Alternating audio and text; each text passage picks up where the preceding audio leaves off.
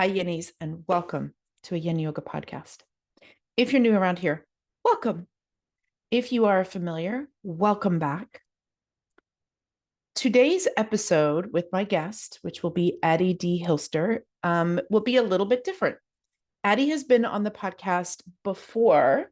We talked about mindfulness in Yin Yoga, like what actually is mindfulness, how could we use that in our classes and in our practice. And so she's a return guest. I think she might be the first return guest, actually.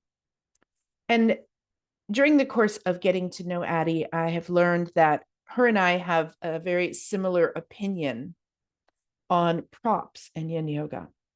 So that's what we're going to talk about today. And today's episode is going to be a little bit more like a fireside chat as opposed to a formal interview, because I've already interviewed Addie, and I will link that episode in the show notes. So if you want to hear her whole origin story to yoga and her training and kind of the mindfulness aspect of her practice and how she uses that in Yin. And she also gives you some great tips as teachers on mindfulness and Yin Yoga. So we already have that episode. So today will be a little bit more casual, a little bit more of like a jam or kind of riffing back and forth, a little more fireside chat on whether or not you can, should, or would use yoga props in a Yin Yoga practice.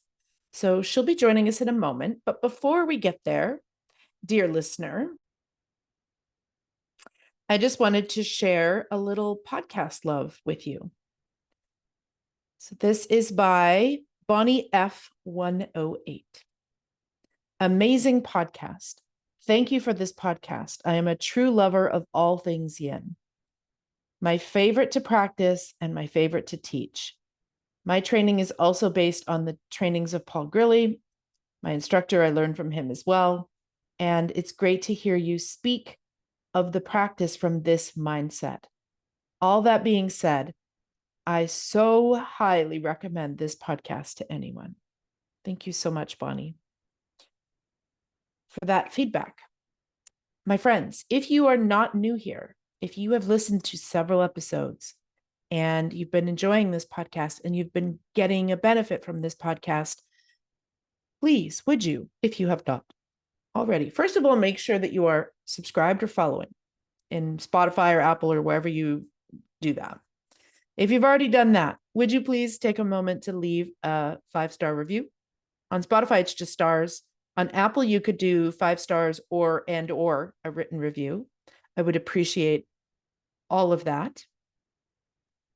Also, if you're like, yeah, Nick, I'm already following, I've already offered a review, then thank you. You're amazing. Maybe if you don't mind, take a screenshot of this episode or your favorite and just share it in your Instagram stories, and then tag me with @NickDanoYoga or @Yin Yoga Podcast so that I can share the love. I would be super grateful for that. One more reminder, my dear friends, if you are new around here, or just as a reminder, that although I have the soul of a mermaid, I also have the mouth of a sailor, and that these are adult subject matter, and adult language will probably happen, probably only on my part. So if you have small people around, take a moment just to go ahead and grab some headphones now.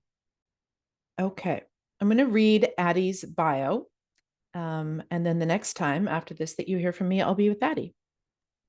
So Addie deHilster is a mindfulness meditation teacher and a certified International Association of Yoga Therapists yoga therapist. Her passion is teaching movement practices that unlock mindfulness skills and helping students gain traction on their meditation practice so that they can be present for their lives. Yin Yoga is one of the main modalities that she practices and teaches, and is an excellent doorway into embodied meditative stillness. She's now based in Vancouver, Washington, in the US, and she previously owned and operated a community yoga studio in Los Angeles, California, for over 5 years. She's a dedicated practitioner of Buddhist insight meditation and has accumulated over 4 months of silent retreat practice over the years. She's a graduate of the Mindfulness Mentor Training with Jack Kornfield and Tara Brock, the Insight LA Mindfulness Facilitator Program, and the 2014-2015 Mindfulness Yoga and Meditation Training Program at the Spirit Rock Meditation Center, which is a program dedicated to weaving together traditions of Hatha Yoga and Buddhist meditation.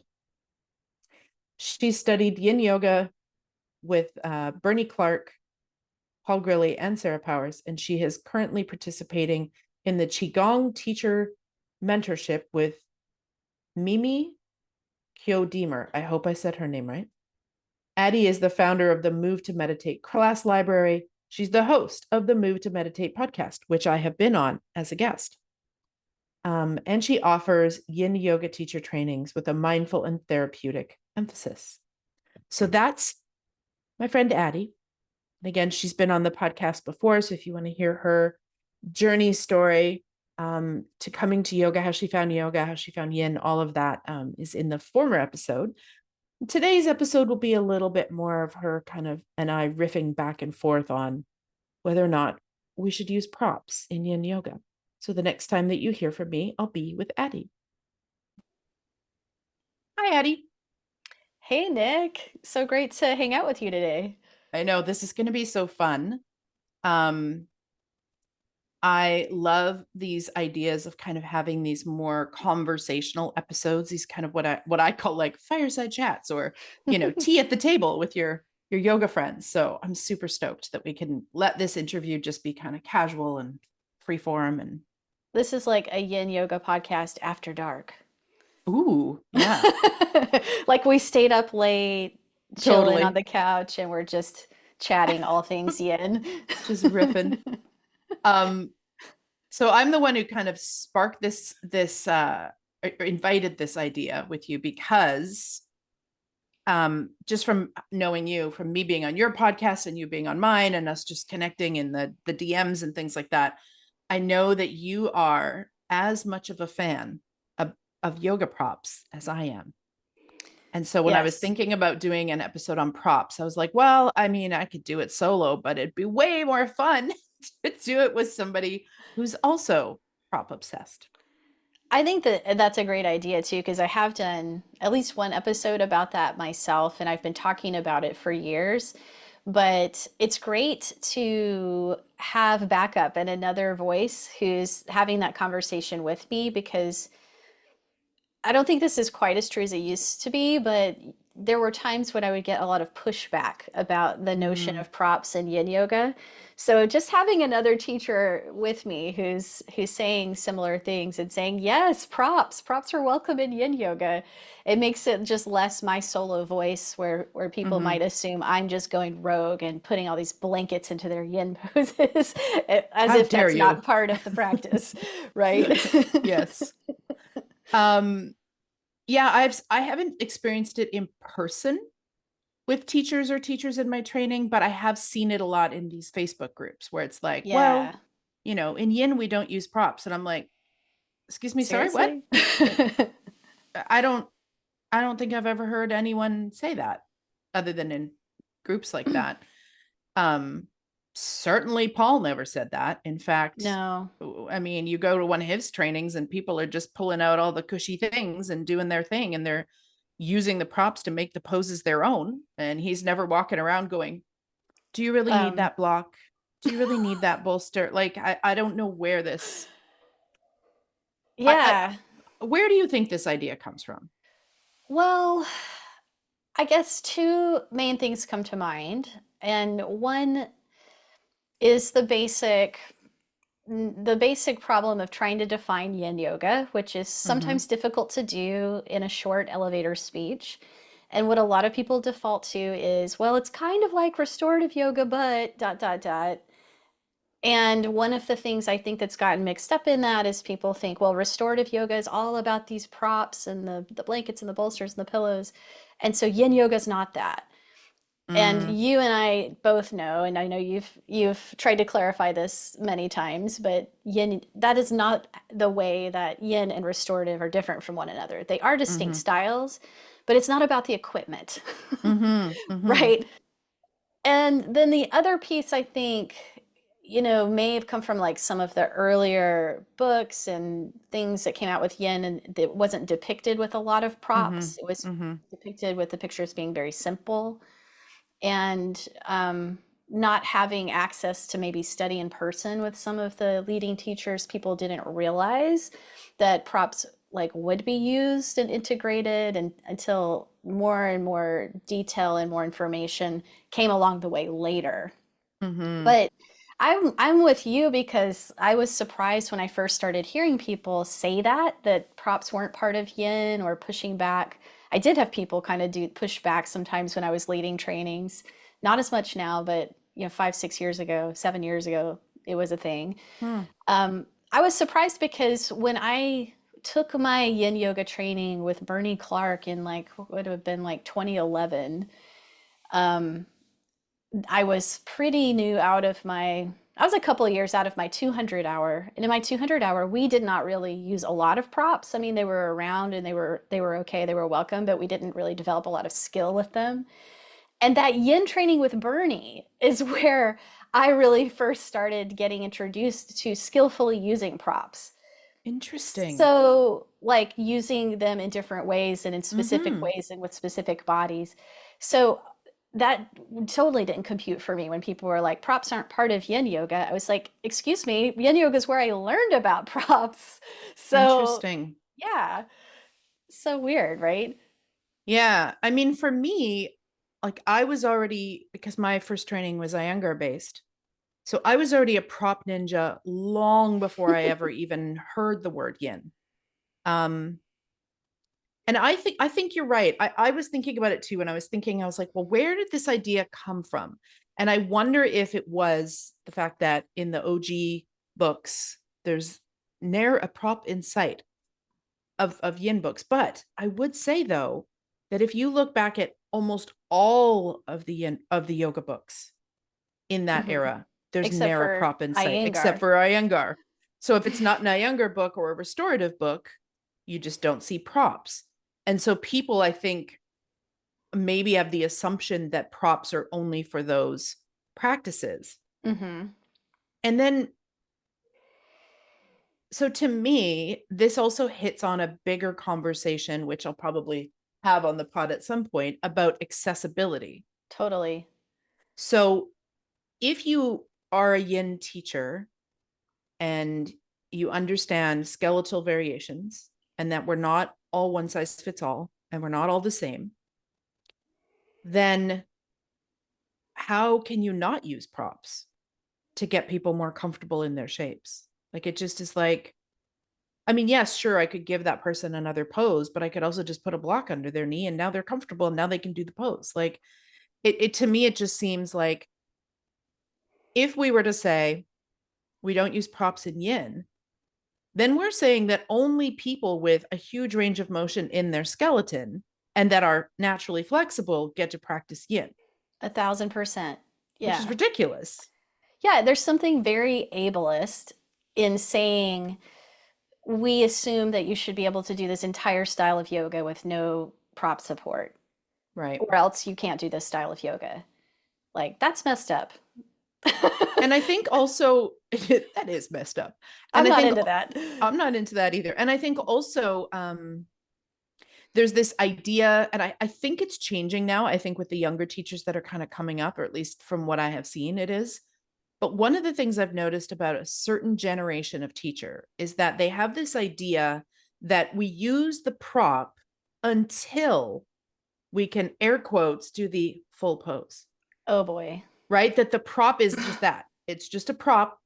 Don't get attached to it because we're now going to take it away from you at some point, and I think this comes with that whole ridiculous idea of practice everything's coming. It's like, no, I can tell you right now, it does not matter how many times I practice shoulder stand, I will never be adept in that pose because of my limited bone structure. And so this idea Yeah. that we use the props only for people who air quotes can't do the full pose Oh my is, gosh. I mean, that's just such an old way of looking at it. And it's definitely not a functional perspective. So I think again, this comes to aesthetic versions of poses versus functional poses. Because if you're teaching from a functional perspective, like what is the point of this pose in the sequence, then you're going to add props so that the person can do the pose, because the function is the important part, not what the pose looks like. Yeah, I have like 10 avenues to go down from Let's what do you it. just said. But like I am experiencing practice, aging is coming. So, I use more props now than I needed when I first started practicing yin because my body is getting Mm, older and it's changing and you know, I I just need more support in certain mm-hmm, ways. mm-hmm, So so I'm experiencing the exact opposite of that paradigm that the longer you practice, the less you're going to need these props, like prop as crutch. Like it's yeah. not that. It's I've gotten more sensitive to what my body needs and I'm meeting my body as it is, as it changes and as I age. And so using the props skillfully is part of that, of part of being with myself in the present moment and being Mm-hmm, with the reality of what my body needs and not making a judgment out of that. So, mm-hmm, the prop is not a crutch there. It's a way of actually, you being honest and being with what is true in the moment.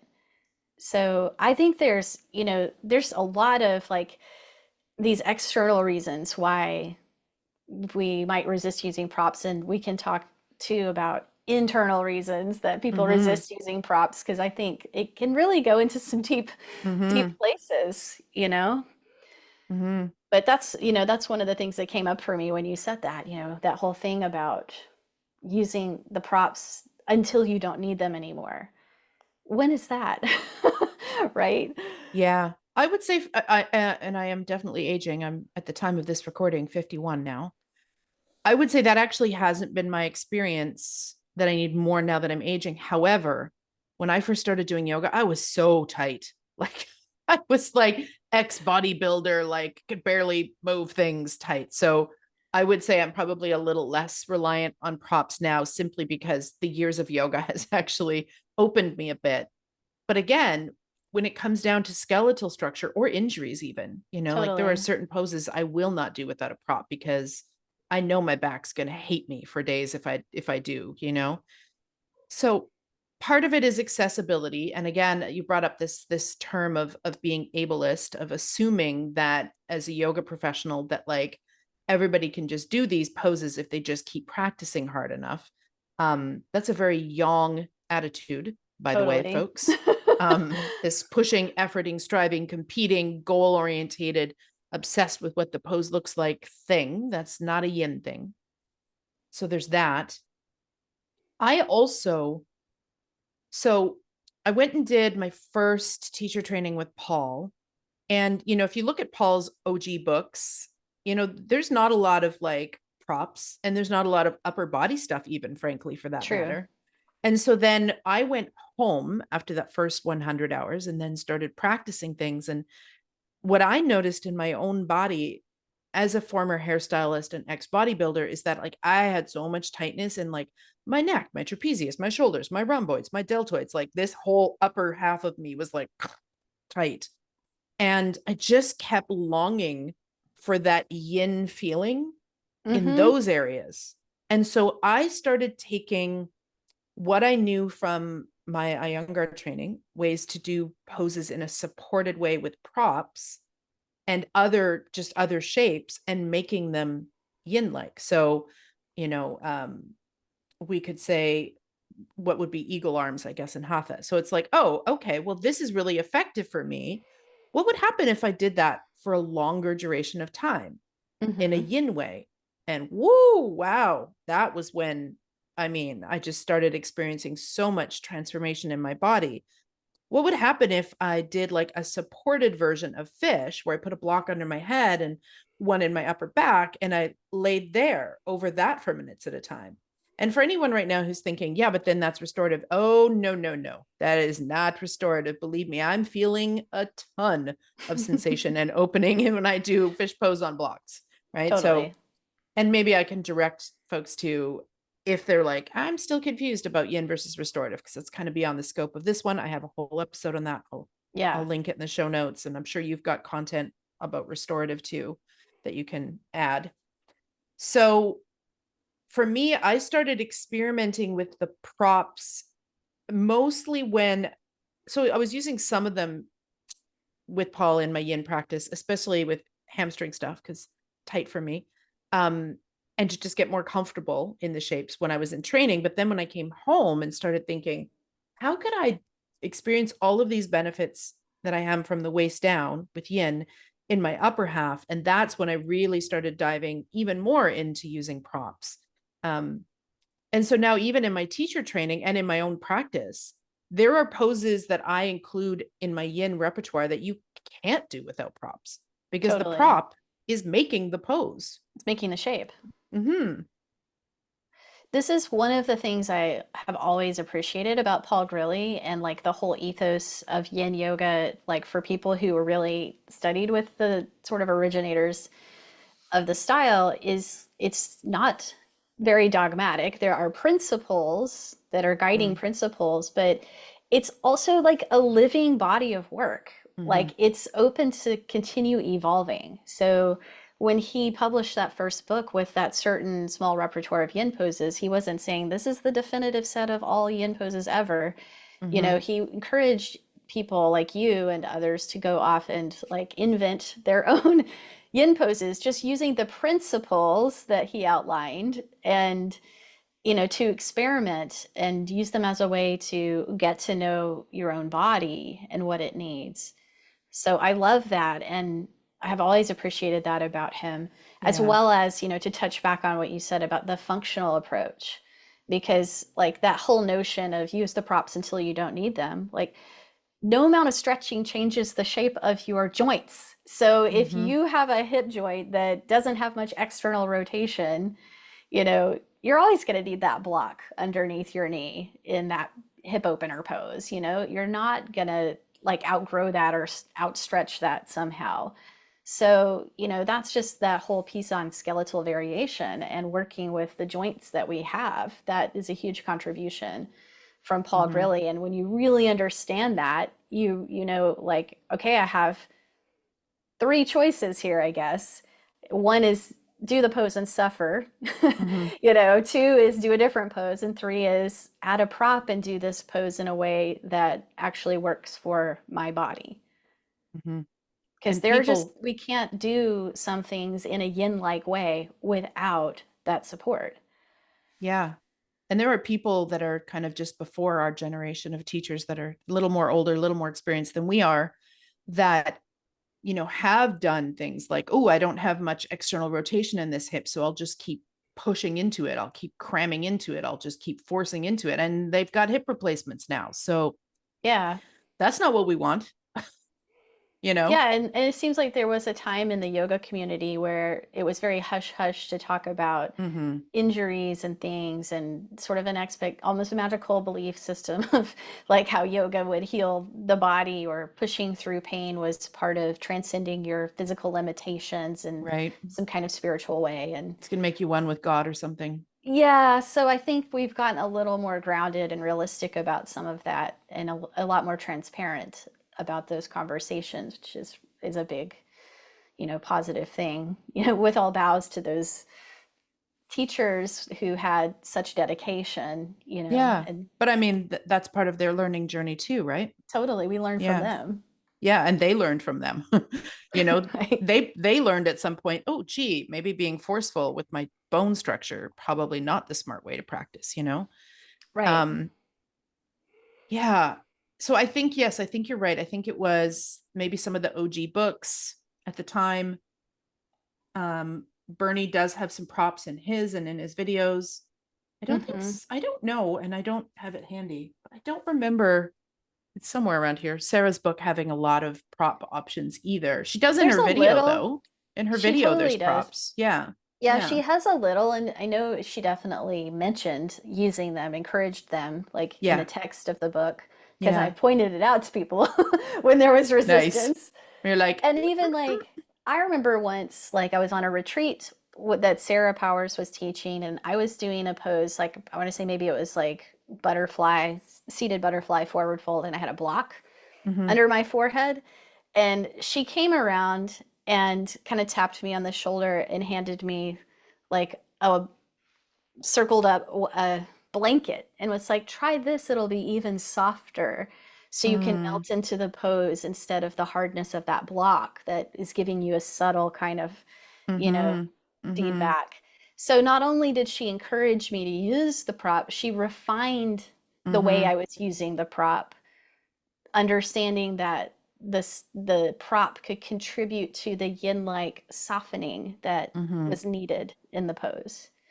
Mm-hmm. So this whole thing about the yin yoga, the founders of yin yoga don't use props is just incorrect. 100%. You heard it here. Well, maybe not first, but you heard it here from two of us. Yeah. um, Another thing that I think people don't realize maybe about Paul is that, you know, the last time I was there, I asked so many good questions because I, had been going for years and then started teaching and training teachers. And so I had all these great questions, of course. And I asked him and Susie why in the book and in the manuals, there isn't really a lot of upper body stuff. And their Mm. answer was very simple, but also very interesting in that Susie just said, well, we just felt like in our body, it's not really needed.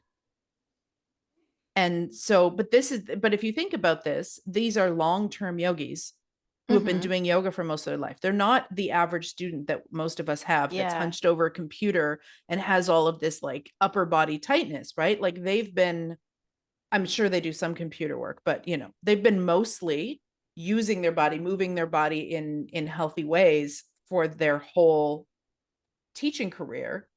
And they are everyone being on social and everybody being stuck to Zoom and so I mean it kind of made sense. I was like, oh, okay, I can Interesting. see how the two of you maybe don't need that, but I can tell you I do, and I can tell you my students Me definitely too. do. And and so they were like, but as always with those two, they were like, but I mean, we love that you all are introducing upper body things. Like you should do that if that's helpful to you and your students, right? Which is always their attitude of just like, well, yes, if that makes sense for you, please do that.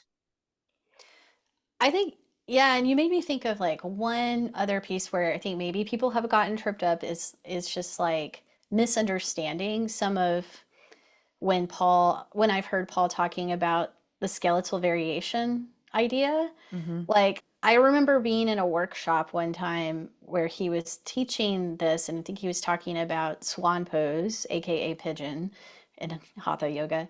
And he was like, if you don't have enough rotation in your hip to have your leg positioned that way, putting your butt up on a pillow isn't going to change that. And so Mm-hmm. some people heard, okay, no pillows. That Ah, is not what he was saying. the telephone He, game once again. yeah, he was saying your bone structure is not going to be changed by a prop. He wasn't saying don't use the prop, Right. right? So I think that has been heard wrong a few times. And in Mm-hmm. fact, like on a break, I went up to ask, and he was busy. So I asked, and Susie was co-teaching with him, and I asked her, I was like, a lot of people hear that kind of remark and they think props aren't part of yin yoga. And she goes, oh, no, no, no, no, it's not like that. Yeah. Yeah. So, we couldn't be more clear. It's But not once coming again, from them. the telephone game, and for those who are listening, and because I know it's got other names, I think maybe on the US and Canada, it might be the telephone game, but I think it's something else somewhere else. So I'll Yeah. describe it. If you were ever as a child sitting in a circle and then the teacher or the, camp counselor or whoever it was, whispers something in one student's ear and then tells them to whisper it to the other. And then they go down the circle like that. And so eventually the first person hears back what they had said and realizes that it's nothing like what they said. And so I think a lot of times what I hear of in yin groups as like hard and fast rules are an example of the telephone game having gone wrong, where it's Hmm. like in that example, like you just said, some people heard don't use a prop in swan pose. And what you heard was using a prop in swan pose isn't going to change your bones. It's very different. It's very, very different. Yeah. Like use Yeah. the prop if you want, but don't use it thinking that somehow that's going to someday make this pose. Again, it's this idea of we're not using the prop to then yank it away at some point. Right. We're using the prop so that you can settle into gravity instead of being tense and tight and kind of subtly resisting the pose because you're so uncomfortable. To me, anytime you can bring the ground up in a yin practice, if the body is not on the ground by using a prop, all it does is it just allows our body to settle into the earth more, Yeah. which then everything can soften. And then you can actually practice yin in this, soft, relaxed way and hold it for the duration without being like, oh, how much longer? How much longer? Yeah, because that's muscular propping, Yeah. right? So, like, if you don't allow your body to have the external support it needs to be in that pose, internally you're going to create that propping. So it's Yes. bracing, muscular bracing. That's your body's going to protect you, right? You're Yeah. not going to be able to relax and do that pose in a yin-like way. And what we mean by that is like we generally try to relax the muscle engagement and do yin poses more passively, Mm-hmm. right? Because that allows us to have a different experience and it changes some of what is happening to our tissues when we're in the pose, and it allows us to hold the pose for a longer period of time in a sustainable way, and to manage the amount of sensations that we're experiencing and where we're experiencing them. So the props enable all of that and this precision that we may want to have as far as where we're targeting in the body when we do a pose. I'm so glad you brought up the precision because I can use myself as a very clear example.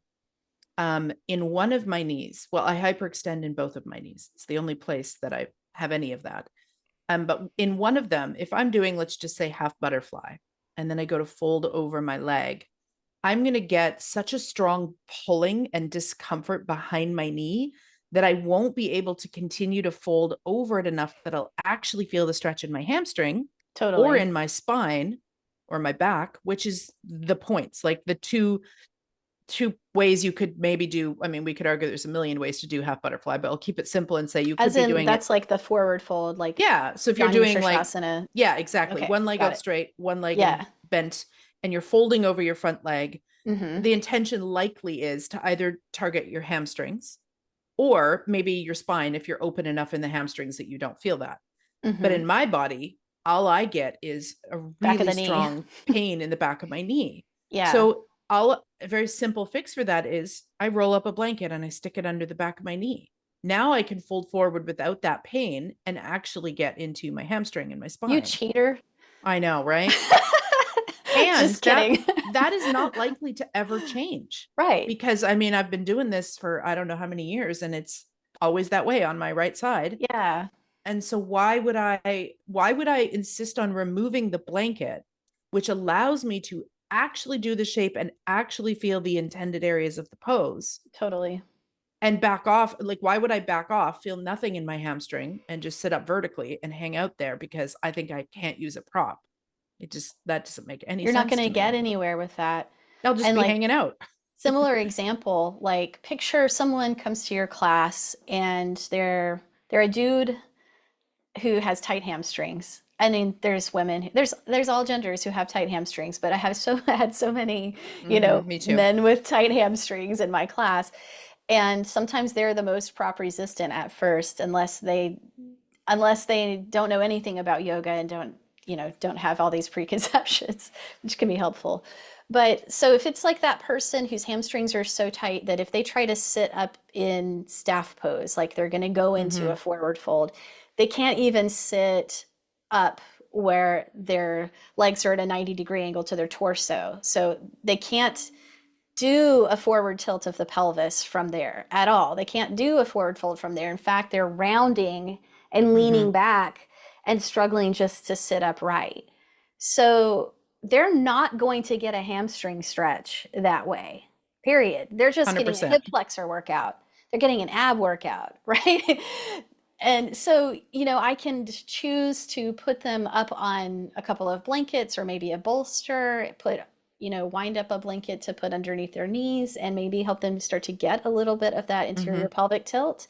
And then we start to actually touch those hamstrings.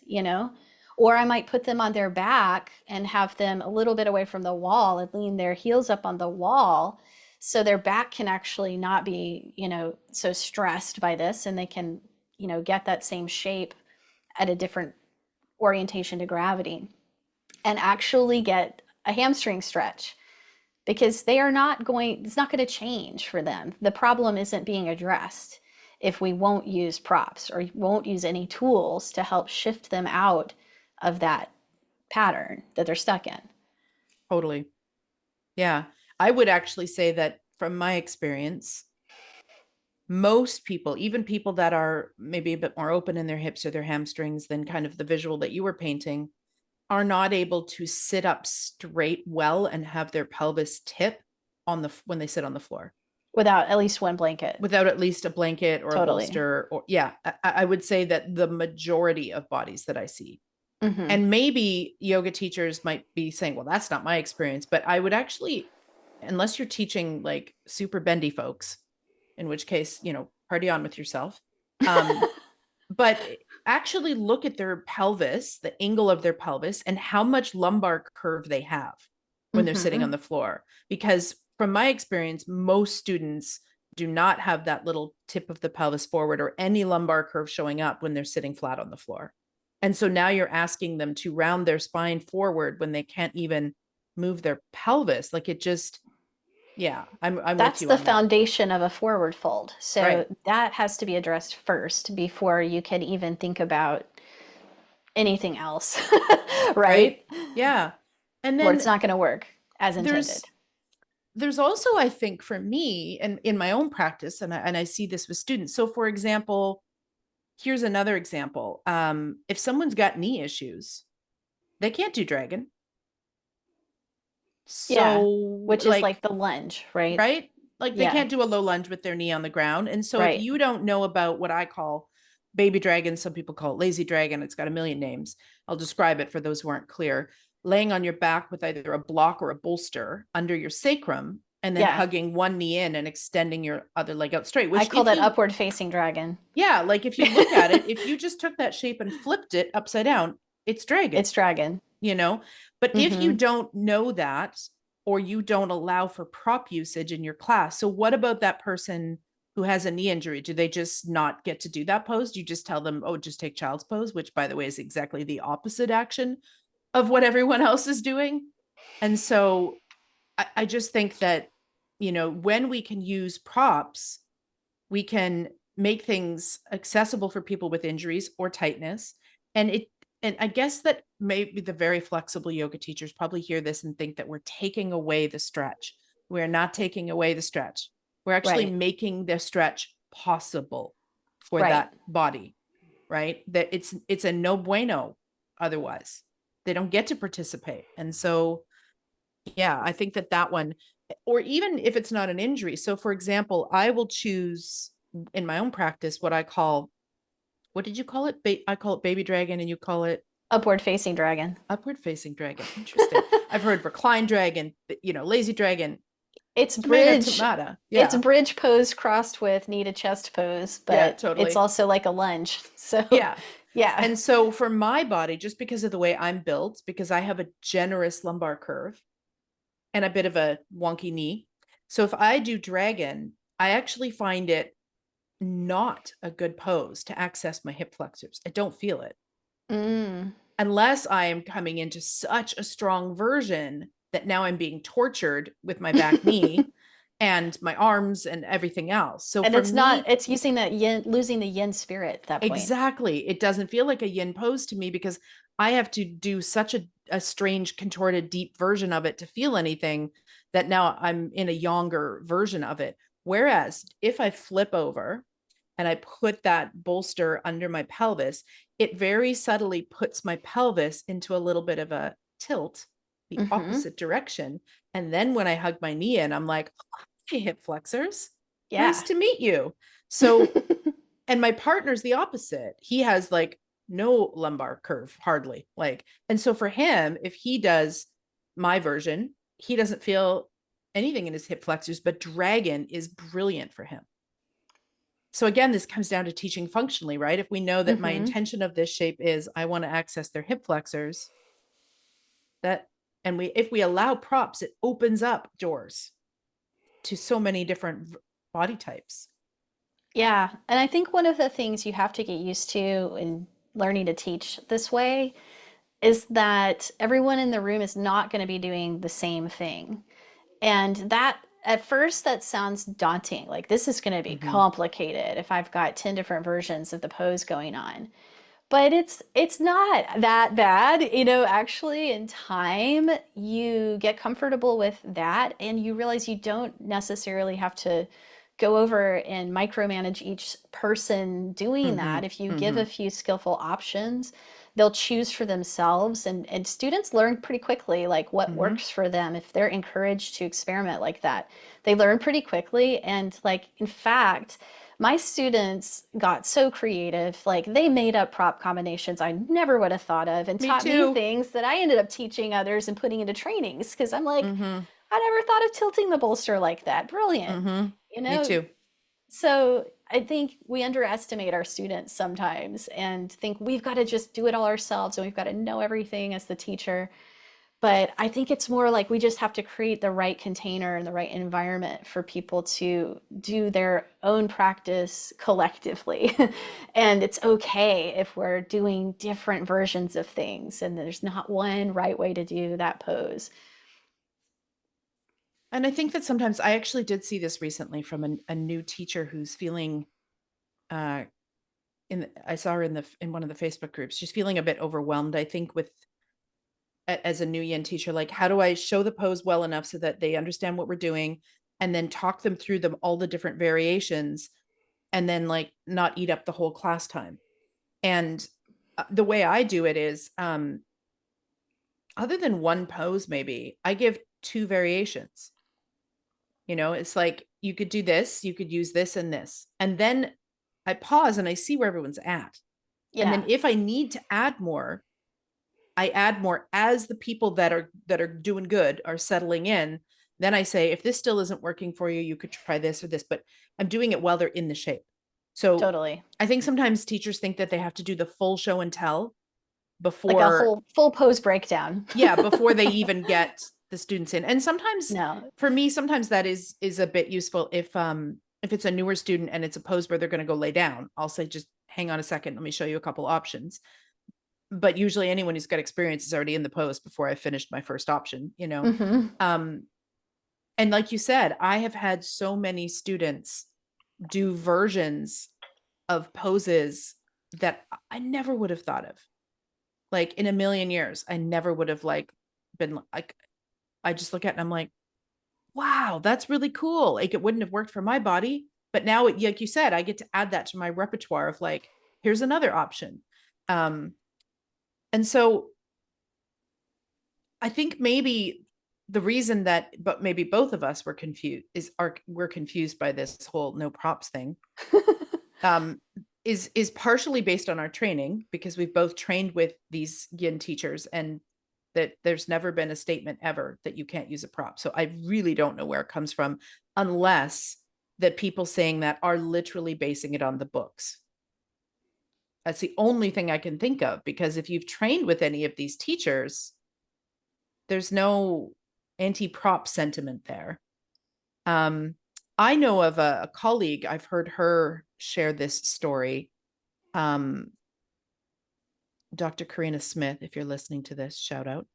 I remember watching a video of her sharing a story where she was in a yin class and was getting into her zone and had her props and was all set up. And then the teacher went around and started saying, well, okay, now it's time to remove the props. I know, again, like, how why? does she know that? Right? How do you know it's time for that student to remove that prop? Like, and That's again, weird. though, this has got to come from that place of this sort of goal-orientated yang attitude of, now we want you to go deeper, so I'm going to remove the prop. But the prop might not have been keeping them from going deeper. In fact, it might be allowing the depth in that pose, because they can take that big sigh of relief and release and relax into it. So that could be, I mean, and I think I remember her saying in the video that it was almost traumatizing to be like, Yeah. wait a minute, you're going to come and take my nest away? Like, I just got this all set up and now I'm just getting into it, and now you're going to, like, yeah, I think as teachers, we really need to watch that we're not, again, practicing our yin yoga with a sense of a yang attitude, right? Like the It's so goal of the easy for that to pose, creep in. so easy. The goal of the pose isn't to someday, air quotes, do the full pose. Yeah. The goal of the pose is, are you feeling it in the intended area? If so, well done. Yeah. Like, Exactly. yeah. Exactly. And I think that brings up like two other pieces that I think that props really address. And one is like using props is a great way of making the yin practice more trauma informed. Mm-hmm. First of all, because choice is huge in a trauma Agency. informed Yeah. yoga class, right? Exactly. Letting people have agency over their own body and choose what version of the pose works best for them, right? It also can provide comfort or privacy or grounding or containment or Mm-hmm. support in so many different ways that I think really enhances the trauma informed quality of a yin class, along with many other things like the environment and the teacher's presence and the words and the cueing and all of that. But the props are part of that, I think, an essential part of that. And the other piece is what the props do for our nervous system, you know, Mm-hmm. Mm-hmm. that the way that the props help us to find safety, this like nervous system level of safety. I don't even Yeah. mean injury prevention, but like our nervous system's perception of safety, that allows a deeper release. And truly, like our nervous system, our brain is a huge part of what controls our flexibility. And it will put the brakes on you if you're pushing too hard. Yeah. So, like this sign, if you're watching the video of this, you can see on the back of my room, you can't read it from there, but it says slow is the new fast, I love it. which I used to say in yin class. And what some of our students made a sign for us for the studio at one point. And that's, the irony of things is like you think you can push your way into more flexibility or into your goal, but truly like slowing down and working with your body and working with your nervous system, you will get there faster. You will get Yes. there and you will get there in a better way. I think that there's often some confusion sometimes between what we need to do if we're trying to strengthen versus what we're trying to do if we're trying to release or stretch, right? Mm-hmm. So if I'm trying to strengthen my arms, then yes, I do want to push myself a little bit, maybe to hold a plank pose longer than I feel comfortable, right? Because I'm trying to get Mm-hmm. stronger. Mm-hmm. But if I'm trying to stretch my arms, if I'm trying to get more flexible, then the more I can back away from that, I don't even like using the word edge, but I'll use it in this case, back away from that edge of now it's causing discomfort, and get into that point where it's the middle way, right? Mm-hmm. Where it's, and I think sometimes, and I can already hear it's like I've developed this weird psychic sense of hearing yoga teachers in my brain when I do these.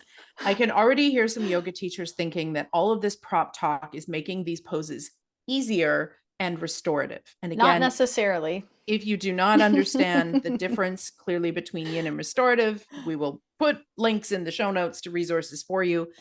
But allowing some sense, just enough softness in a shape that somebody can settle Mm-hmm. into it, means that they're more likely to be in their parasympathetic nervous system, that relaxation response, which you were just talking about, which means their body is going to go, oh, okay, I can let go here. Things are good. Things are all right. Everything's safe. But Exactly. as soon as you start to cross over that line into that pushing, striving, efforting, now you're starting to move into that sympathetic nervous system. And one of the first things that's going to happen is your body's going to tighten up because it's Mm-hmm. trying to protect itself from injury, It's preparing or for action. get ready to fight, flight, freeze, you Exactly. know. So if we want, I always say this in my classes, that actually in yin, less is more. So maybe don't do such a supported version you feel nothing. That would be restorative.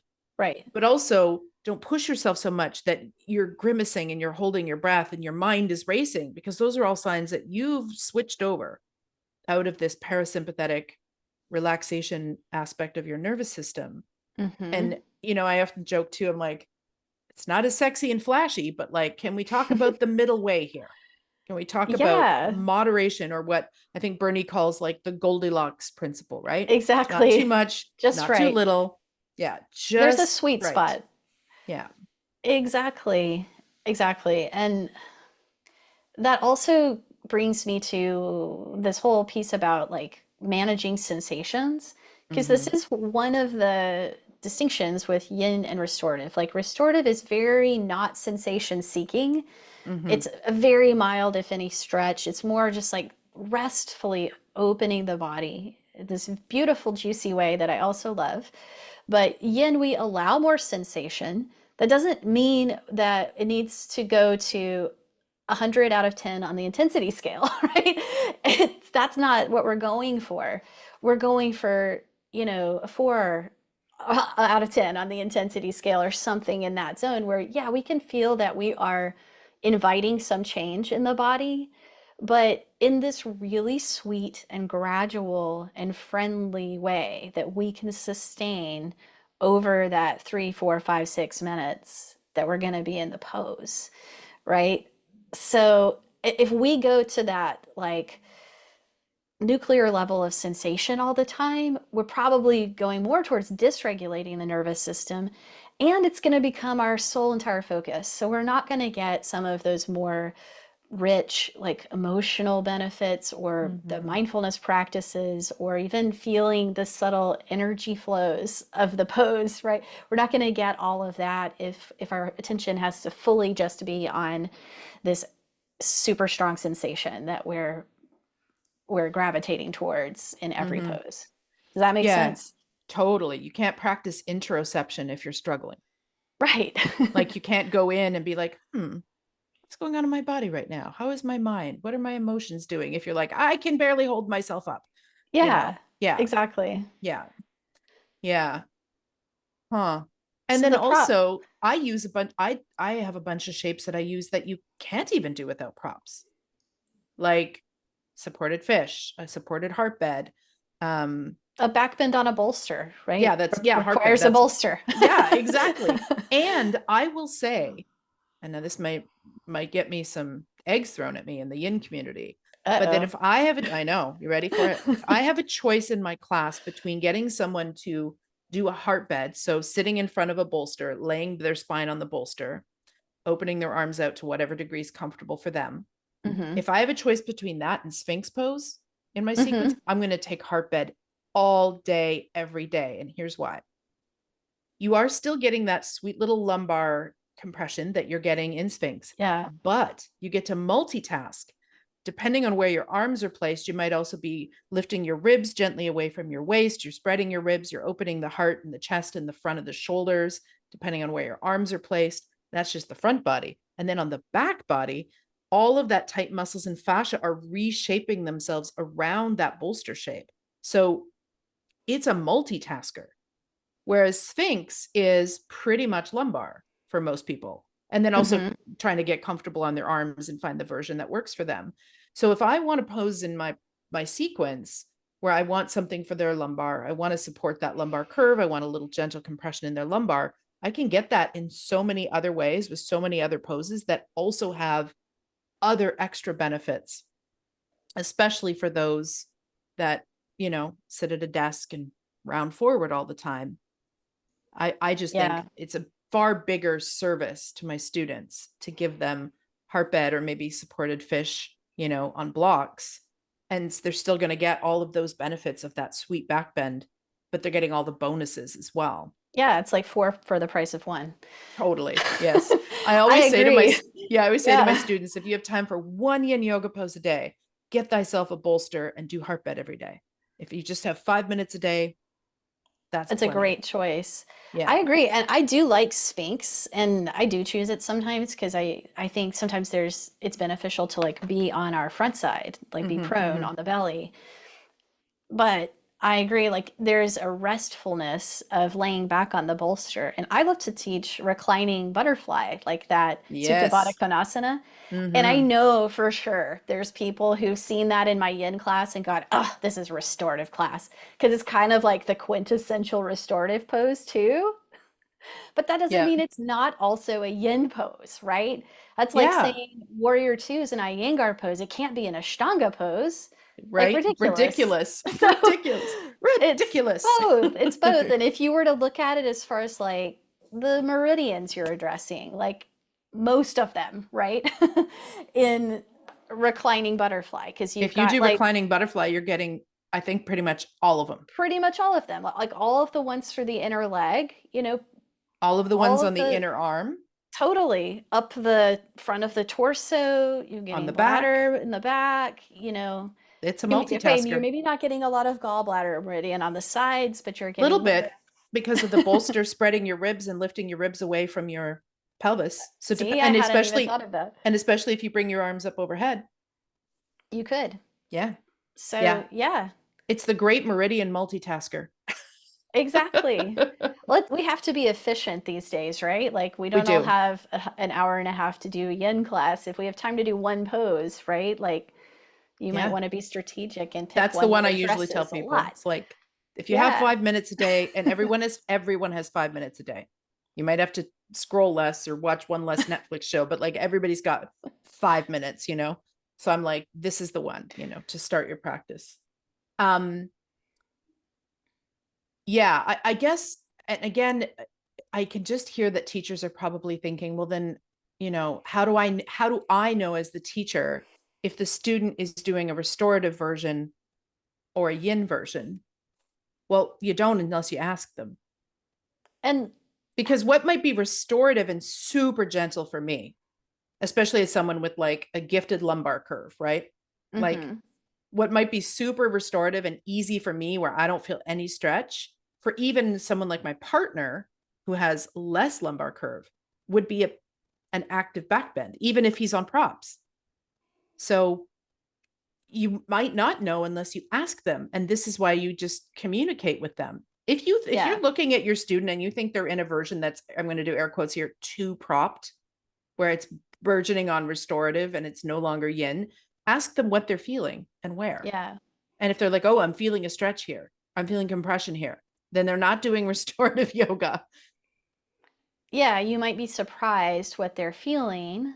And again, going back to like letting people have their autonomy, if they've come into the Mm-hmm. pose this way and this feels good to them today, then this might be the heresy thing, but like, does it really matter if they're doing restorative or yin? Like, are the yin police going to come into the studio and like sound the alarm for this person is comfortable in their pose? And like, who knows what they've been going through in their day to day and Mm-hmm. why Mm-hmm. they came to your class? Like, what they need from that class is not you coming over and being like, well, now, really in yin yoga, da da da da da, to do the style.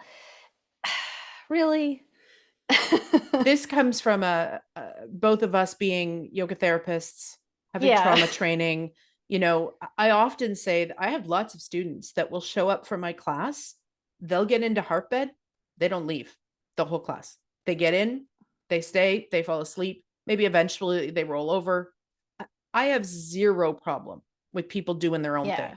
in the room, as long as it's not disruptive to the group. So like if someone starts doing a flow practice in my yin class, I will If say, they want to go over and do a headstand, and that's probably a problem, I'm going to say, But okay, I need you to keep the energy level down here.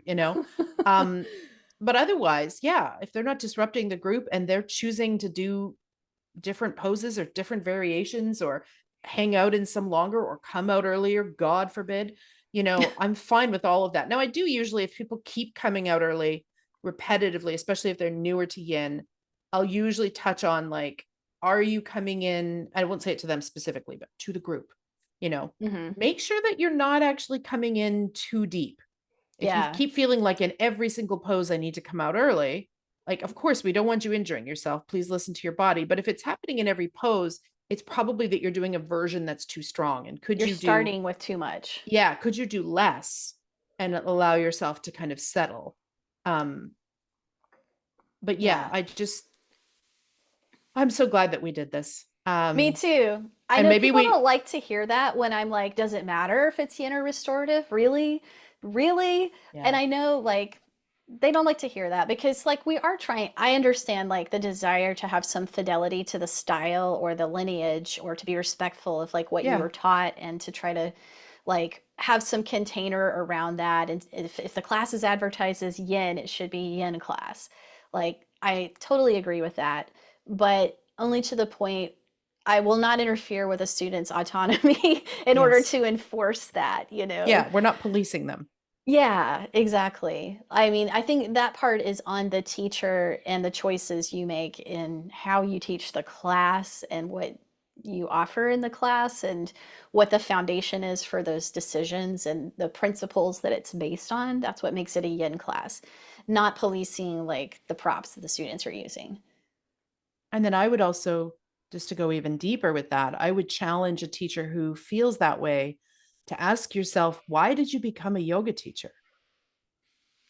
Like, did you become a yoga teacher to like blindly follow rules and be kind of a drill sergeant? Or did you teach yoga because you know how much of a benefit yoga has been to you and you want to offer that gift to your students? Because if that's the case, which is why I did it, then focusing more on holding a brave space for your students and teaching a classroom where people feel comfortable enough to have agency and to Hmm. make their own choices and God forbid perhaps even fall asleep, you know. um if what you came into wanting to be a teacher with is I want to help my fellow humans heal, and I want to do it with this gift of yoga which helped me heal and I have fallen in love, which is probably 90% of teachers that I'm talking to right now. Absolutely. If that is really your intention, if that's your bigger why, then like you said, does it really matter if on that day that particular reclined butterfly is slightly less yin and a little more restorative for that one student? Probably not. In fact, you're Right? probably doing that student a service by just letting them do what they need to do in that moment. Yeah. I always tell my students, I do not care if you follow my sequence. If you are feeling wounded and you're thinking of skipping yoga because you're just not sure you can do the things, just come. I don't care if you lay on your mat.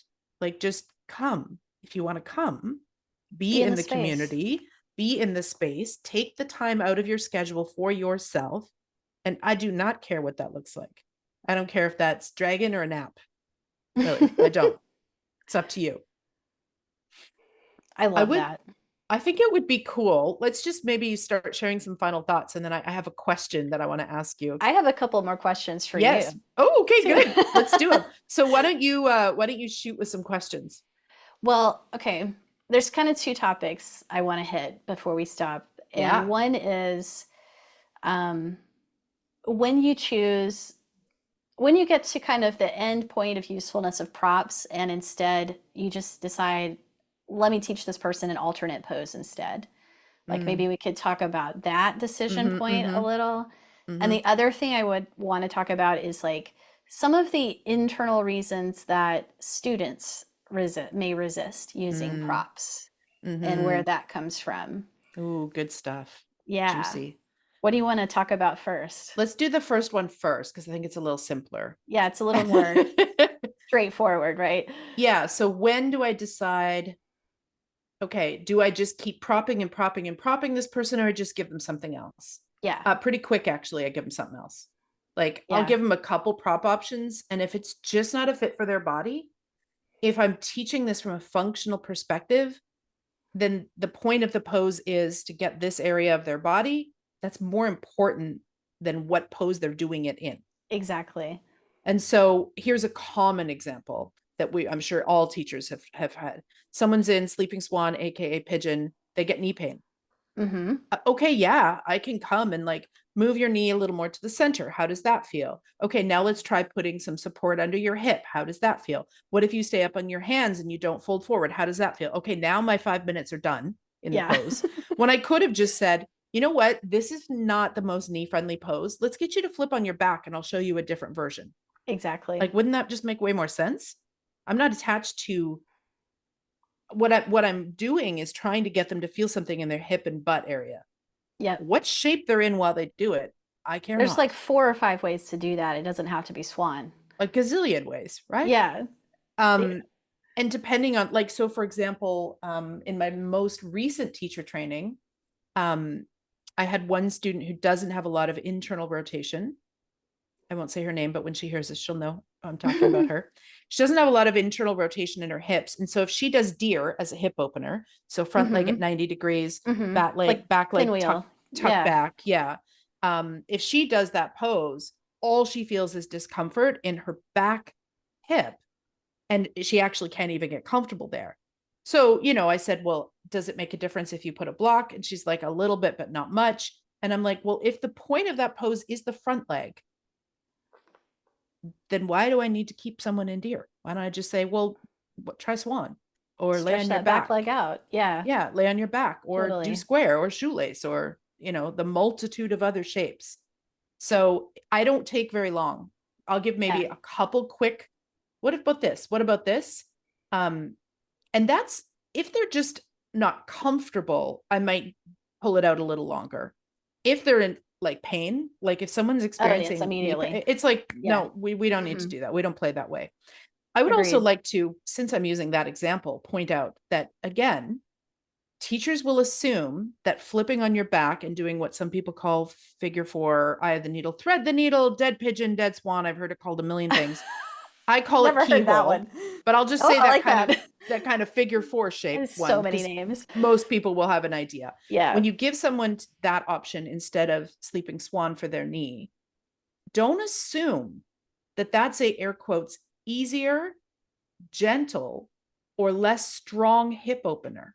Not necessarily. It's in my body, it is exactly the opposite.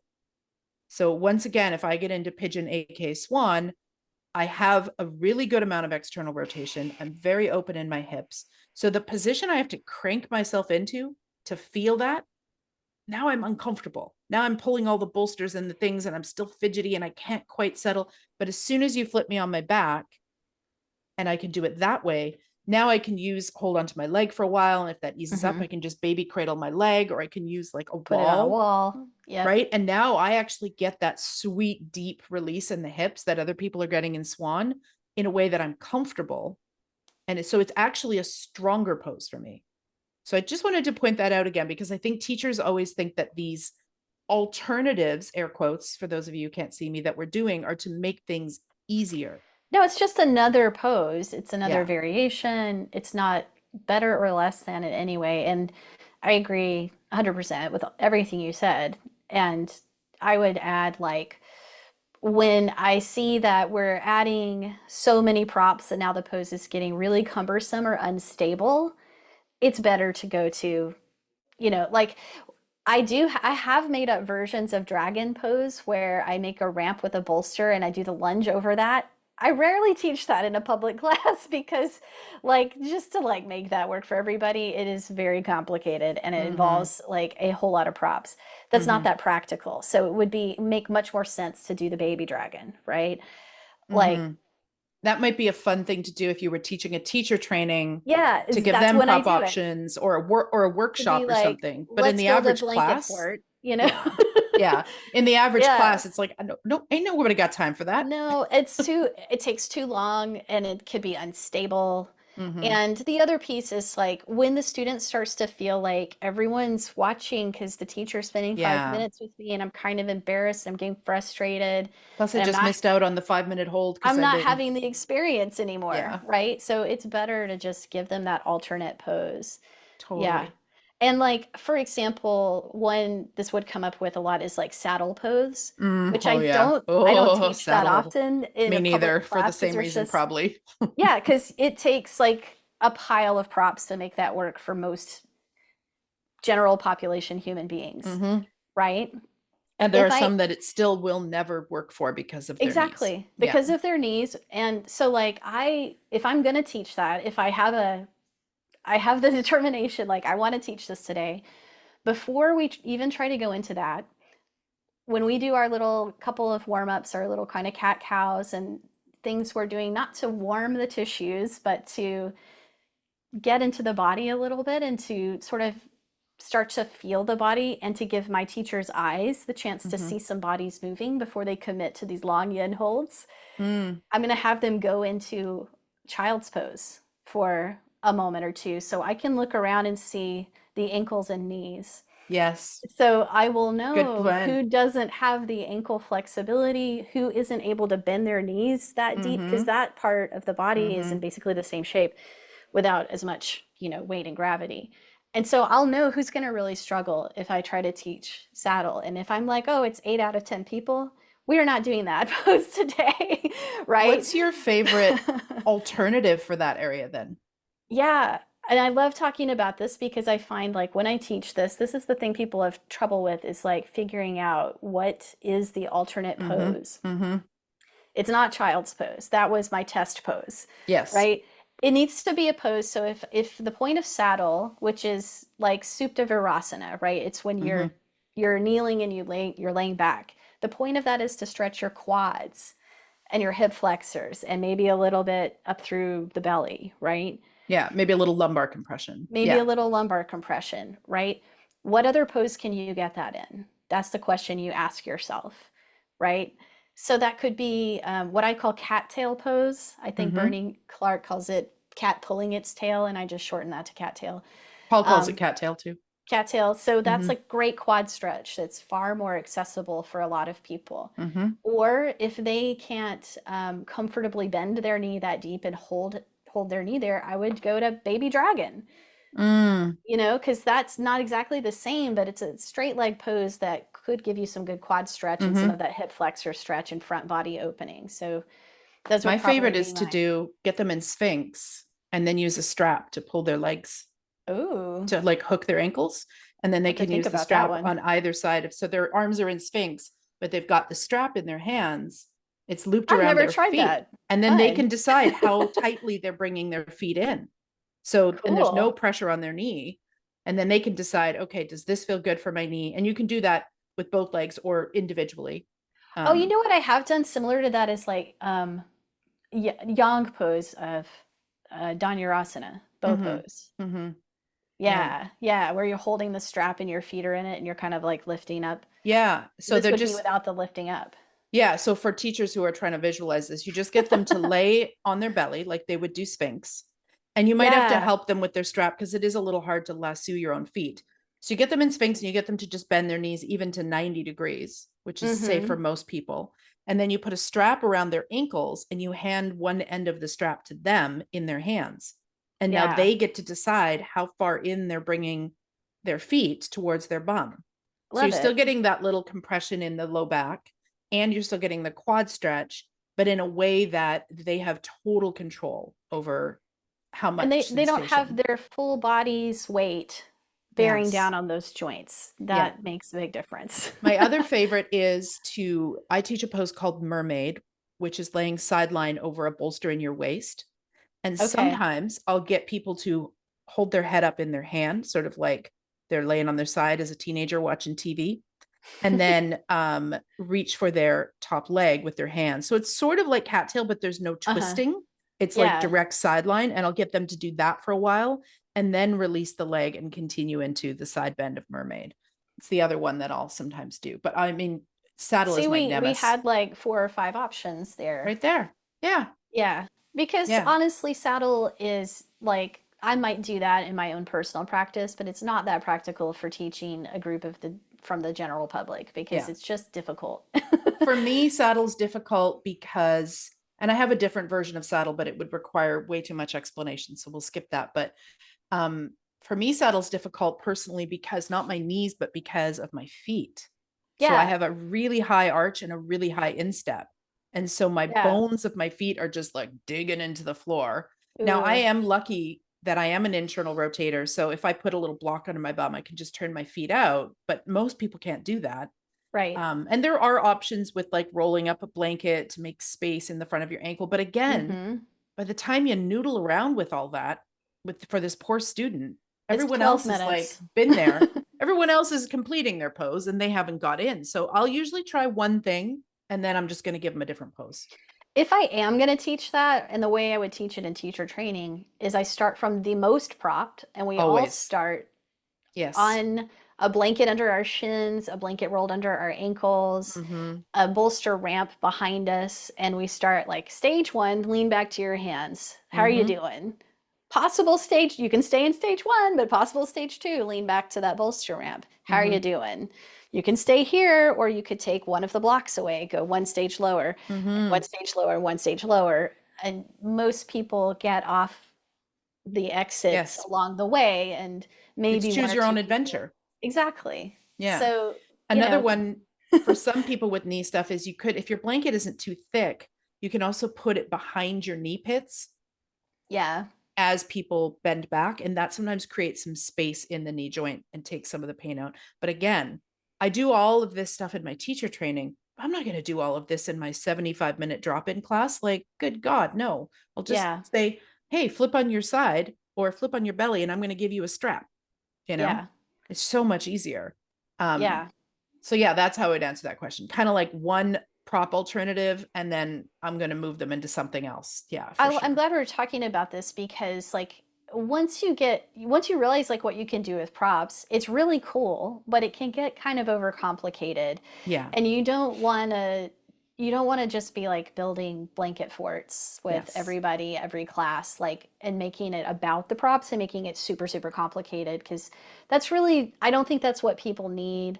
Mm-hmm. And it's also like I've been teaching so much more online and people don't have all of these things. Yes. So it's not Keep always it the most simple. practical.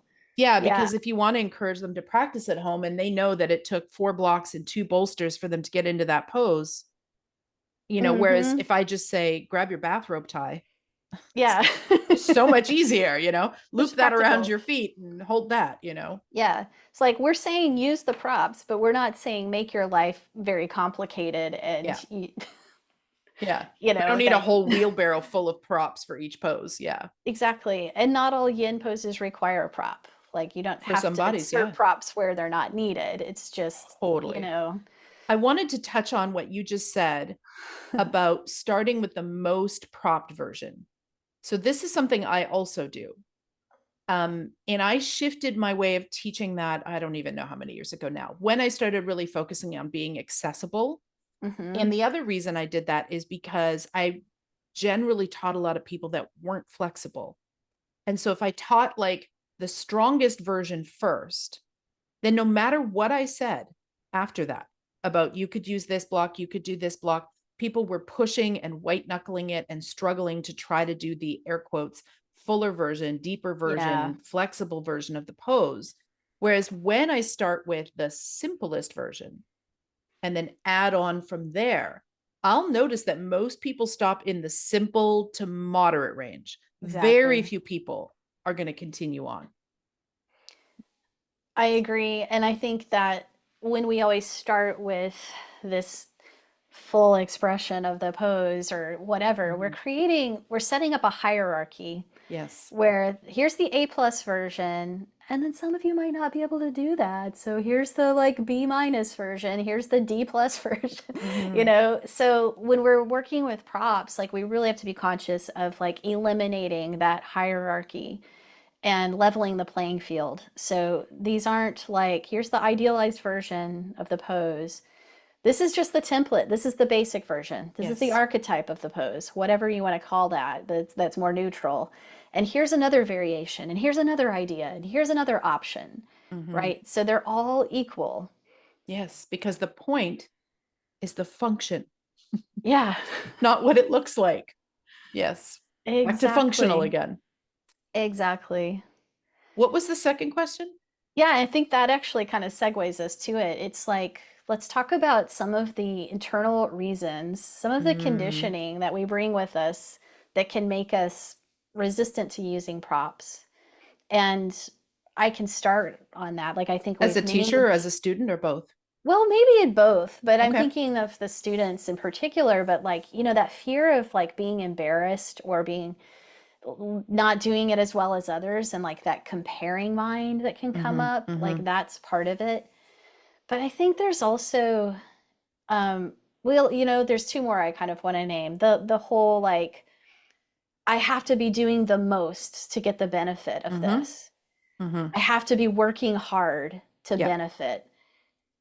That's a very yang attitude, and it comes it's just we have such strong like capitalist conditioning around productivity Mm-hmm.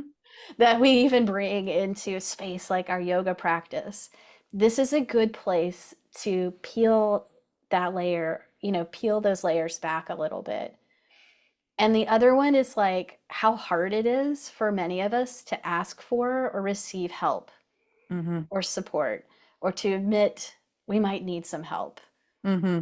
I Mm-hmm. struggle with that. Like, I know this is a place I've worked on that, is Yeah, me in too. my willingness to use help and support and props in my yoga practice to say, like, oh my God, it's okay. You don't have to have it all together. Like, you can lean into this bolster. Yeah, I think for Yeah. me, I haven't been resistant to using props in my practice just because I was reared that way and I younger. But Yeah. in my life, I've had trouble asking for help. Yes, so I understand that. I think so much of this can be solved with when we're talking about our students with two things. One, like you said, demonstrating the simplest version, the most supported version first. Now they're not feeling like, oh, well, you didn't pass. So, Hmm. you know, Here's the remedial version. yeah, it's like everybody, let's start here. How's that feel in your body? Here's what I'm hoping you'll feel and where. If that's not happening, you could try this. It's still not happening, you could try this. So, and I never use words like you could go deeper, Hmm. right? Because again, then it's all goal oriented. It's just, Hmm. okay, you're not feeling this one. Well, what if we try this? And so I start everybody in the more supported version, Hmm. and then just add on verbally if or with my actual presence if they are confused, um if they aren't feeling it. So it takes, I feel like that takes out this idea that there is a complete version of the pose that everyone's going to do and now we're Yeah. downgrading it from there. So that's one thing. And then the other thing is I think that's a really good opportunity for education for your students to be like, hey, one of yin yoga's superpowers is deep fascia. And did you know deep fascia does not respond the same way that our muscles per se do? And so when we're working with this tissue, we need a different approach. We actually need to do moderate amount of sensation. So we're in our parasympathetic nervous system and we need to do longer holds and relative stillness. And so whatever we need to do with our body and our props in order to get there, that's what's going to give the secret magic superpowers of yin. It's not like a more active practice where if you're trying to get stronger, you're going to push yourself a little. Hmm. It's the opposite. And so actually speaking to the fact that what they think they're doing with the tissues of their body is different in yin, and how they're Yeah. actually kind of shooting themselves in the foot really if they're not approaching a yin pose in a yin way. And I'll often joke, I'm like, I mean, you can do it, you want to, it's your practice, you want to white knuckle it through this whole thing here, but if you leave and your hamstrings don't feel any more open, that's on you. And I'll just say it like as a joke. It's like back away to get more. Yeah. Yeah. It's that communication piece and that education piece is huge. And I think it can even come through in like these little ways that we interact with people, like going over to someone with a blanket because you see like their knees kind of holding itself Mm-hmm, up in that mm-hmm, mm-hmm. butterfly, right? And just going, hey, would you be interested in trying this little blanket under your knee just for tonight? I think you might like how it feels. And if you don't want it in a minute from now, you can get rid of it. Yeah, And just I say approach it very that. similarly. Yeah. They'll try it and then they'll be like, blanket forever from this day forward, you Yeah. know? I usually go up and say, hey, I have a spidey sense about how I might make you more comfortable here. What if we tried this? Now, if that doesn't make you more comfortable, please ignore me and Then, just do what you're yeah, doing. But if exactly. this makes you more comfortable, let me know. So it's actually an inquiry. I'm not saying Exactly. I know this will make you more comfortable. It's like, I have an idea. Why don't we try this? Communicate with me. Does that feel better? If not, let's lose it. And that's what it's all about, is like that dialogue. Because I think Mm-hmm. like when I first started learning about all of this a long time ago, like I started out in my head with like, there's the propping for butterfly, there's the propping for the Supta Baddha Konasana. There was a way that you set up Mm-hmm. each pose, and that's not it at all. Like, there's no one right way, there's like a million ways. Yeah. So it Even if you depends think on about, that like you body. said, reclined butterfly, I mean, I can think of at least 5 ways right off the top of my head that you could Yeah, support that. exactly. Even just five starting points. And like within that, different bodies will need different refinements. Mm-hmm. So I think that that just opens it up where, it's a dialogue and it's like, well, what are you feeling? Do you feel like you could relax a little bit more in your shoulder if it had just like an inch more of a blanket support underneath of it? Mm-hmm. Try that. See what that's like. How does that feel? Yeah. So it's curious and it's open, right? It's Yeah. like um you're just kind of jamming with them almost, right? Where it's like, Exactly. hey, what if we tried this? How does that feel for you? Does that work for you? Good. If not, please ignore me. And you might not need it tomorrow. Like you might be Our bodies totally are different different. every Like single day. Every single exactly. day. Yes. I often Exactly. say that also to my students, especially the ones that are experienced, but they're in a drop-in class. And so they've had to hear me do the whole nudie in speech and they're like, I just want to get into my pose. I'll often say, like, can you practice today with beginner's mind? Because I can promise you your body is, if you're being really observant and curious, it is not the same today as it was last week when you were here. Like, how much have you slept? What's your nervous system like? How hydrated are you? Where's the moon? If you're if you're someone who's menstruating, like, where are you on your cycle? If you're someone who used to menstruate and doesn't anymore, where are you on that cycle? Like, everything could be different from one day to Mhm. another about a pose. um, Mhm. Totally. is there anything else you really want to touch on? I have a couple ideas for closing, but I mean, I don't I have think any more we've covered questions. a lot of ground and it's clearly something we can both talk about at length. But Totally. why don't we go ahead to your next questions? Okay, so one is kind of more of a let's riff on this briefly, and then the other one is a question for you. I figured would be a fun closing question for us to share. Now I can also I can hear students in my head, teachers. I can hear their voices. Yeah, but my studio doesn't have props. Yeah, What do we say to that? sad. I know. Well, If those of you who aren't watching the video, if you could do emoji sad eyes, both Addie and I just did it at the same time. It was like, oh, we felt a deep sadness. No, yeah. I mean, and I realized like that actually might be different now, like post Mm-hmm. pandemic, because the cleaning protocol Mm-hmm. burden on the studio is much greater. And I owned a very small mom and pop studio myself. And I was like, I didn't have a washer and dryer in there. Like, how am I supposed to clean all these damn blankets, you know? Mm-hmm. Mm-hmm. So, it might be that you get a wholesale account with a prop supplier and you encourage your students to purchase their own props Yeah. and put them in a big bag and bring them with them, just like they do their yoga mat, you know? There's very few studios, I would say, from my experience, that have zero props.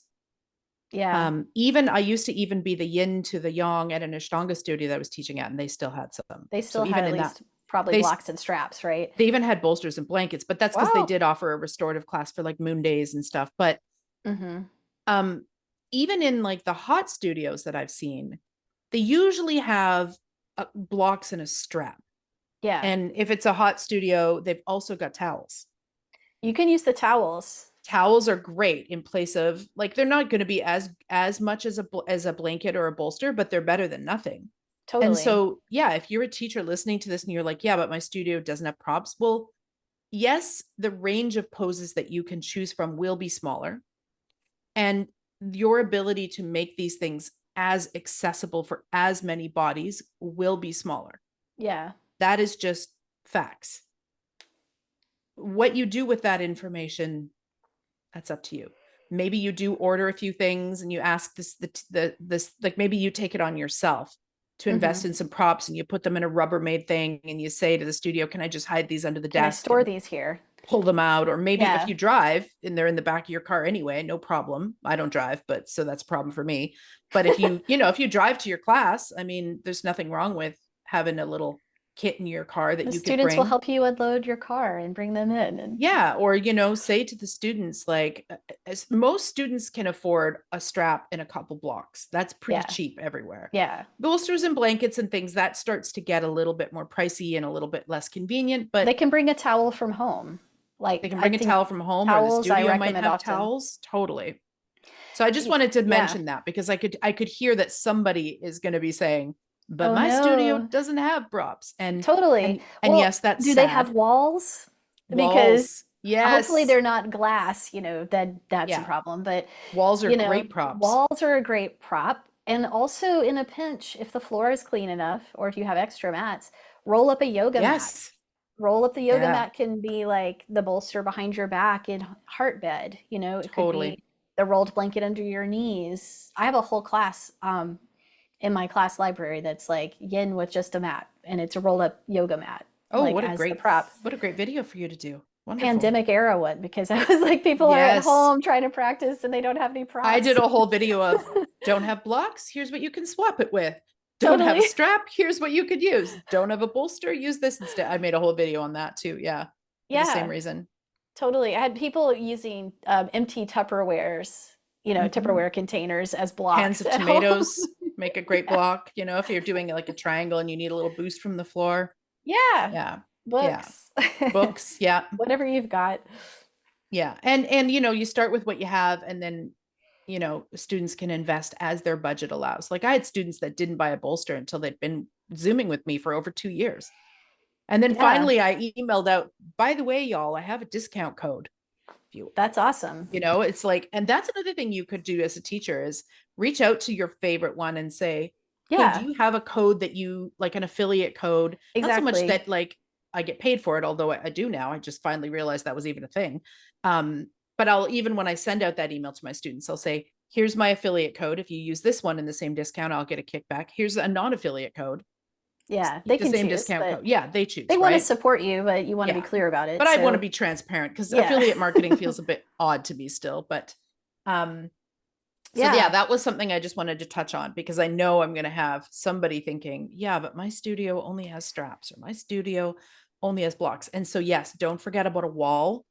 We can't go into all that now because time's a ticking, but like a wall is an amazing prop. You can do a whole wall yin class, like Totally. whole class never leaving the wall, and people will love it and want you to do it every week. Totally. And then the last thing I thought might be kind of fun for us in closing is to play the little game of, if you could only bring, let's say you're going away on a retreat Hmm. or vacation, Addie, and you can only bring one prop for your practice. What are you bringing? Ooh, this is interesting. I was just on retreat and I brought massage balls because that's kind of Oh, something that helps when you're doing a lot of sitting meditation and you're getting kind of achy. Um, that's interesting because I'm going to assume that where we're going is going to have some towels and some blankets and some bed pillows that we could bring in.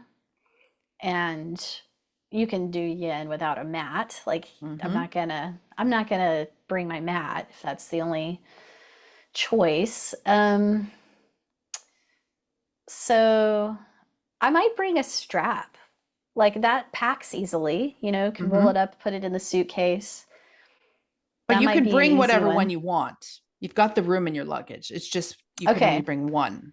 I don't have to worry about my No, luggage is going to cost more if I have to put this no, some bolster in luggage there. fairy is just going to beam it over there, but you can only bring Okay. one. It would either be the bolster because of its particular shape and density, and it is the best, better than a pillow off the bed, or a strap because that's easy. And I like really long straps. I use the 10-foot long straps I use because the they're long the ones most too. versatile. Yeah. So, and that's going to beat like the bathrobe tie or the scarf, although those are pretty good sub ends. So that's a great question. Yeah, so I guess I will go with either strap or bolster. I'm going to go How with about bolster you? all the way. Bolster. Yeah. Bolster. Most of my, like my yin personal Saturday morning yin practice, for example, is like, I think the first 3/4 of it are bolster, bolster, bolster, bolster. So Yeah. For me, for sure, bolster, because like you said, wherever I'm staying probably has a blanket and towels. I only really use blocks in my yin practice. If I'm doing like supported fish, I could do other things for back bends with bolsters. So Hmm. yeah, for me, definitely bolster. And in fact, every time I've studied with Paul, I have checked luggage just to bring my props. So I have like my, my one with my clothes, and I just get them to get laundry to do them halfway through. But like I'm making sure I got me a bolster, for sure. So yeah, Nice. for me, it would definitely be bolster. Yeah. I like that. I'm thinking too, like if I was going on a meditation retreat, they probably have zafus. So I could kind of use Yes. those as a That does bolster-ish. change things. Yes. If I knew for Yeah. sure there was zabutons and zafus, You might be able to get then away without that I bolster. might bring my bricks instead. My 2 bricks. Yeah. It depends on where you're going. Yes. But if it was just like I'm going to a beach vacation, they Hmm. probably don't have anything other than a blanket. I'm going bolster. Yeah, that makes sense. I like that Yeah. question. Awesome. This was so fun. I know. I think we covered a lot. Yes. I had a great time talking about this And of soapbox course, topic. for those of you who don't know, we're both going to use this episode in some way, shape, or form. And so we will link to the show notes, to the other show notes Yeah. and the other person and all that good stuff. Whether you're hearing it on Nick's podcast or on my podcast. Yeah. Yeah. All the links will be in the show notes. Yeah. Do you have any offerings that you want to highlight that might be relevant to this topic?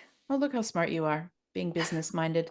Yes, I do. I have a 60 plus hour therapeutic yin training. And one of the big focuses of that training actually is accessibility and propping. That's something I Fabulous. am a bit of a ninja or a queen, depending on who you're talking to with props. And when this comes out, if you're listening to it live, which I realize you may not be, my next round will be in the spring because the fall round will have already begun or just about to begun. And you can always get on the wait list though. The link to get on the wait list is just below. You can click that, get on the wait list, because I let people on the wait list know first when registration opens. And there's also an early registration discount for the first 5 folks that only people on the wait list get. So, Mm, and you get other yin goodies from me along the way, like podcast episodes and videos. And here's a cool piece of music I found, and, all that stuff. How about you? sweet. Yeah, I actually have a course I created a few years ago that's a really focused course just on this topic of yin poses plus props. It's an Love it. eight hour on demand course. You just do it in your own time, and it's videos of lectures on similar topics to what we're talking about here and breakdowns of the poses and some of the gajillion ways you might use props in those poses. So that's on my website. And I haven't been teaching this year. Am not teaching like of my full Yin Yoga foundations training. I took a break from it this year because I'm working on writing a book about teaching mindful movement. And really, you could call that movement based mindfulness. Mm-hmm. This way that we can center mindfulness skills, the meditative aspects of practice in movement.